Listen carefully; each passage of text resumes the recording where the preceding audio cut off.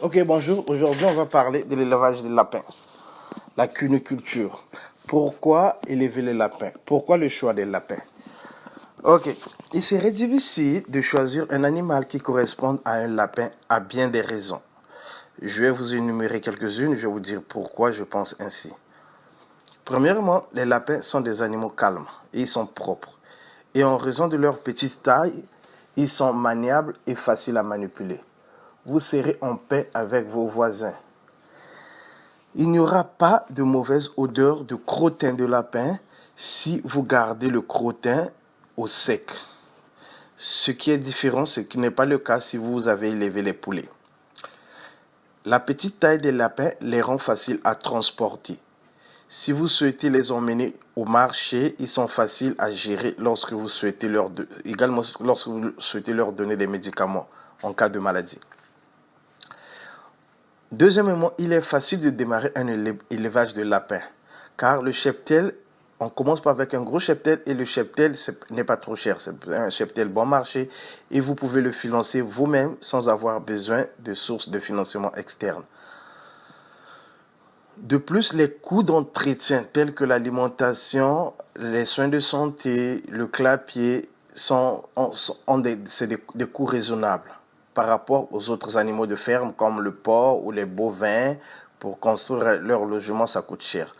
La charge de mordibilité, donc la mortalité des lapins est vraiment minime.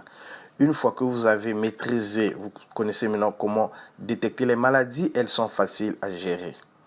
Troisième chose, les lapins se reproduisent très très vite par rapport aux autres animaux de ferme, comme les bovins par exemple, les bovins se reproduisent au bout de 3 ans.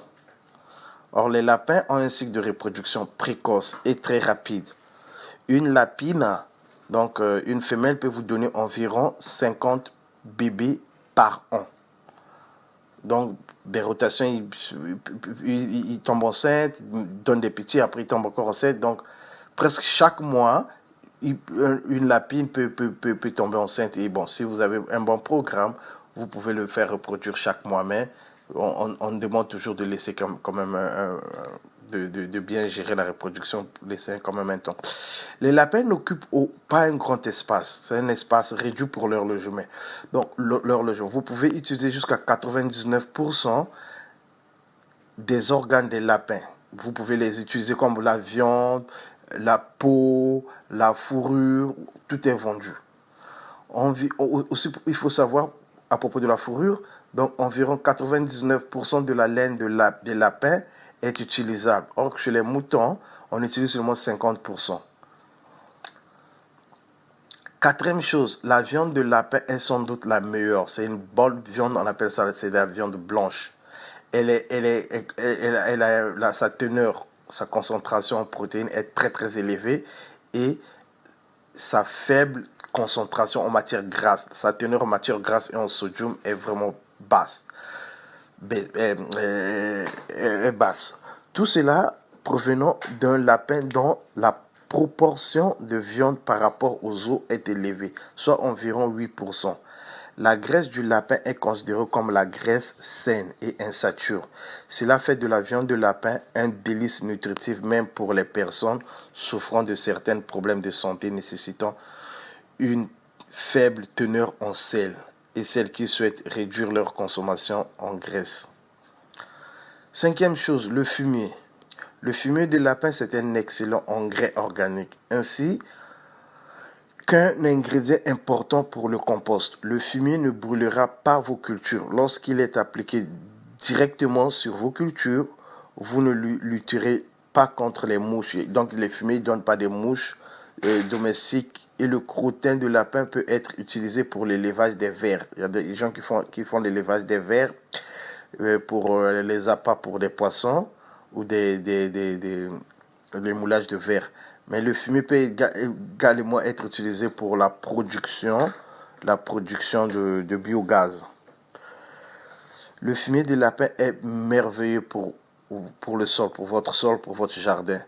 L'azote aide au feuillage vert des plantes. le phosphore, le NPK, le phosphore au développement des racines et le potassium au développement des fruits et des plantes. Les lapins et le jardin, donc votre lapinière et votre jardin vont avoir une relation spéciale parce que le jardin va fournir de la nourriture aux lapins. Les lapins vont manger par exemple les carottes, tout ça, les plantes que vous faites. Et puis les lapins vont fournir du fumier ou du compost pour votre jardin. L'élevage de lapins présente plusieurs avantages, plus que même ce qu'on a mentionné tout à l'heure. C'est également un bon moyen d'enseigner aux enfants des responsabilités telles que la fourniture de leur nourriture. De nombreux propriétaires de lapins de compagnie vous diront que les lapins sont thérapeutiques. Un éleveur m'a raconté ceci. Il a dit, il est arrivé quelque chose un jour. Je suis rentré chez moi avec un mal de tête et après avoir donné à mes lapins de la nourriture et commencé à les regarder jouer, j'ai aussitôt réalisé quelques heures plus tard que le mal de tête avait disparu. Donc ça vraiment, les lapins, ils ont vraiment, même pour la tension, les gens qui sont stressés, on dit que vraiment l'élevage le lapin comme animaux de compagnie, vraiment, ils aident beaucoup. Même les enfants qui ont des problèmes, des problèmes de santé. L'élevage des lapins, si elle est bien planifiée, ça c'est encore une autre chose, si elle est bien planifiée, une entreprise d'élevage de lapins peut fournir un bon revenu à l'éleveur. Grâce à la vente, tu vas vendre la viande, la vente de la peau, la viande de la fourrure, la vente du fumier. Lorsque vous décidez enfin d'élever des lapins pour la viande ou bien pour une raison quelconque, vous devez vraiment bien étudier toute la documentation pertinente. Vous devez vous former. Vous devez visiter et parler à des producteurs, des éleveurs de lapins qui ont fait ça et qui ont réussi. Commencez petit. Moi, je vous recommande de commencer avec environ 10 lapines, donc 10 femelles et un mâle. Après, vous pouvez élargir vos connaissances et vous pouvez maîtriser votre entreprise.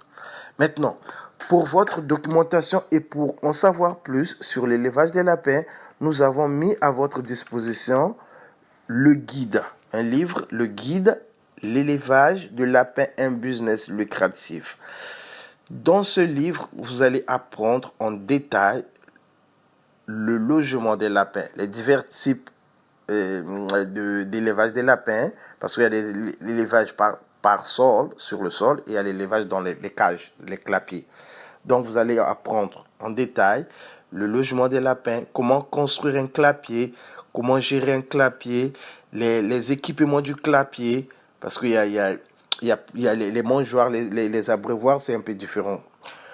L'alimentation, parce que les lapins, on peut faire une alimentation mixée, donc on peut donner aussi bien les céréales, puis les pellets, mais on peut aussi donner les plantes, de l'herbe.